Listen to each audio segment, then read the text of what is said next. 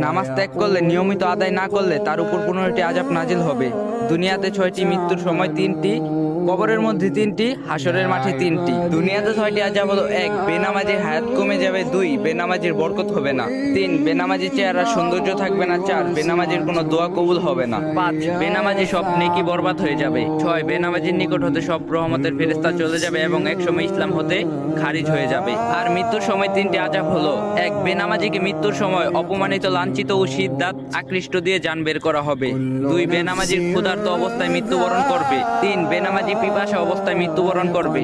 আর কবরের মধ্যে 3টি আযাব হলো: 1. বেনামাজির কবর চেপে আসতে থাকবে এবং তাকে পিষতে থাকবে, এতে তার এক পাঁজরের হাড় আরেক পাঁজরের সাথে মিশে যাবে।